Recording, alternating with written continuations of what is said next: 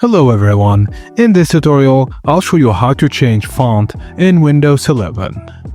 First thing first, open Settings, go to Personalization, then click on Fonts.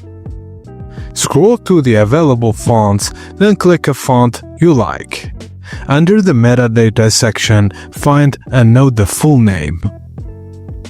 Now, open Notepad and paste the following code, which is on the screen here. Now in the Notepad, click File, then Save As.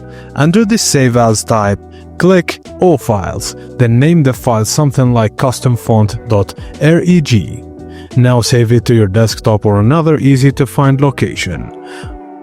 To apply the registry changes, close Notepad, double-click the reg file you just saved and confirm all prompts. Click Yes on the User Account Control, click Yes in the Registry Editor, and click OK on the Success Confirmation. Now right-click the Start button, select Shutdown or Sign Out, then choose Restart. You should now see your new font applied throughout Windows 11. Thank you guys for watching, and please don't forget to like and subscribe for more. Hello